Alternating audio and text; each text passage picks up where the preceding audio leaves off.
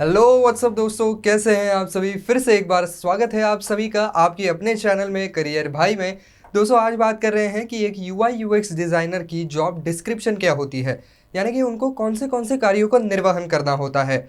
तो दोस्तों इस सभी के बारे में हम डिटेल से ज़रूर जानेंगे, लेकिन आगे बढ़ने से पहले अगर आप इस चैनल पर नए हैं, अब तक आपने सब्सक्राइब नहीं किया है, तो दोस्तों इंतज़ार किस बात का कर रहे हैं। चैनल को फटाफट सब्सक्राइब कर दीजिए ताकि आप ऐसे ही नए नए वीडियोस देख सकें। और साथ ही साथ यूआई यूएक्स डिजाइनर से रिलेटेड और वीडियोस अगर आपको देखने हैं, जैसे कि इनके अंदर कौन से स्किल्स होने चाहिए, इनको सैलरी कितनी मिलती है, या यहाँ पर इनके इंटरव्यू के दौरान किस तरीके के सवाल पूछे जाते हैं, तो दोस्तों फिक्र मत कीजिए, मैंने इन सभी विषयों के ऊपर वीडियो बना करके रखे हैं। आप ऊपर आई बटन पर क्लिक करके उनको भी देख सकते हैं। तो चलिए दोस्तों शुरू करते हैं। तो दोस्तों अगर सिंपल भाषा में आपको बताने की कोशिश करूँ तो यूआई यूएक्स डिज़ाइनर का काम यही होता है कि जब भी कोई यूज़ करने वाला आदमी, फिर वो वेबसाइट हो, कोई एप्लीकेशन हो, जब भी कोई आदमी उसको यूज़ करता है तब वो उस एप्लीकेशन का किस तरीके से इस्तेमाल करेगा, उसके अंदर कौन से फैसिलिटीज़ उनको मिलेंगे, कौन से फीचर्स मिलेंगे, कहाँ पर क्लिक करने पर कौन सा फंक्शन खुलेगा, ये जो सब कुछ एक्सपीरियंस करता है यूज़र। तो ये सब कुछ डिज़ाइन करने का काम जो है, ये सब कुछ तय करने का काम यूआई यूएक्स डिज़ाइनर का होता है कि यहाँ पर एप्लीकेशन खोलने के बाद कैसा इंटरफेस दिखेगा, फिर मेन्यू में कौन से ऑप्शन आएंगे, उसके ऊपर क्लिक करने के बाद कौन से ऑप्शन आएंगे, फिर अलग अलग जो फीचर्स हैं वो किस तरीके से इनकॉर्पोरेट किए जाएंगे। तो ये सारी चीज़ें जो है वो एक यूआई यूएक्स डिज़ाइनर कर रहा होता है। साथ ही साथ पूरे एक एप्लीकेशन का या वेबसाइट का एक ओवरऑल लेआउट होता है, एक लुक होता है, तो वो लुक तय करना भी इनका काम होता है। अब दोस्तों एक एक करके इनकी जो रिस्पॉन्सिबिलिटीज़ है वो भी जान लेते हैं। तो सबसे पहली बात तो इनको यूज़र को क्या चाहिए, यूज़र की ज़रूरत क्या है, कौन से फीचर्स वो आपके एप्लीकेशन से या सॉफ्टवेयर से चाहते हैं, इसके बारे में यहाँ पर इंफॉर्मेशन इकट्ठा करना ये सबसे पहली जिम्मेदारी होती है।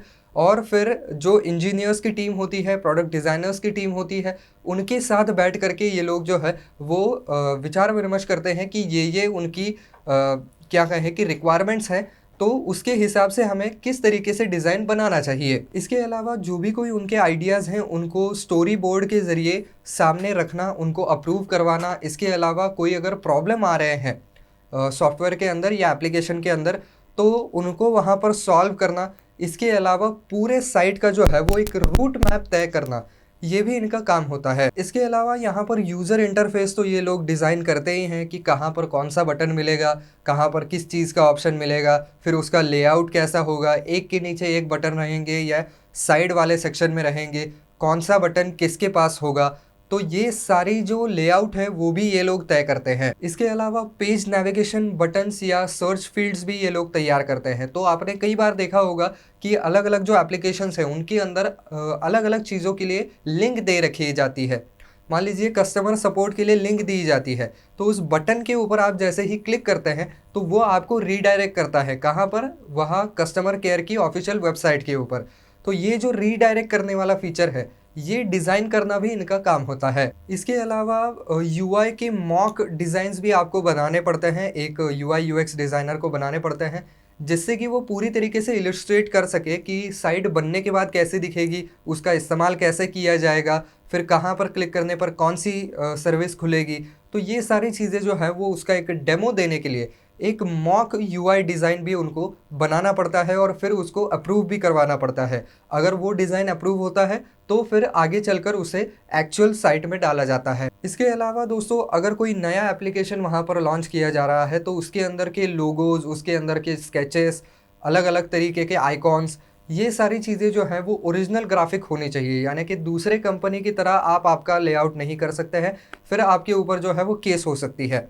तो इसकी वजह से ओरिजिनल उसके लिए ग्राफिक बनाना, अपने आइकॉन्स खुद बनाना, उसकी स्टाइलिंग करना, तो ये इनका काम होता है, जिससे कि वो ज़्यादा से ज़्यादा अट्रैक्टिव दिख सके और इस्तेमाल करने में भी आसान हो। इसके अलावा जो भी कोई ग्राफिक बन रहा है या जो भी कोई एप्लीकेशन बन रहा है, उसके जो रफ ड्राफ्ट्स हैं वो भी वहाँ पर उनकी जो टीम होती है उनके सामने उनको रखने होते हैं।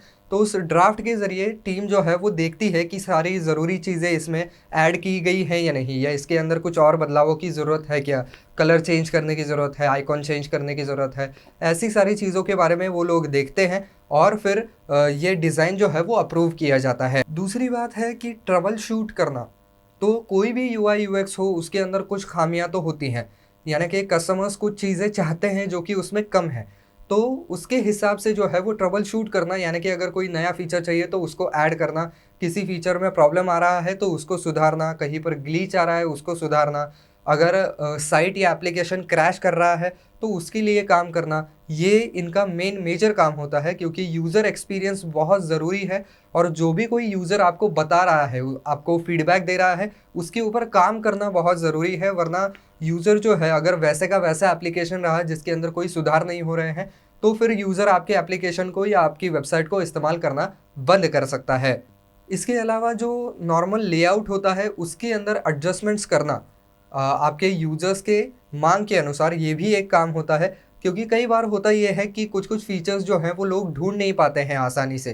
तो जो पूरा मेन लेआउट है उसके अंदर थोड़े बहुत चेंज करके उस फीचर को ज़्यादा से ज़्यादा एक्सेसिबल बनाने के लिए वहाँ पर कोई छोटा-सा बटन दे दिया, कोई ऑप्शन दे दिया।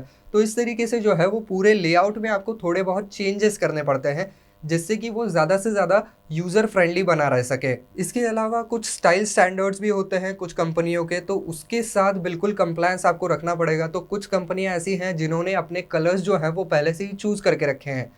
तो उन्हीं कलर्स के अंदर जो है वो उनका वेबसाइट भी दिखता है, उनका एप्लीकेशन भी दिखता है।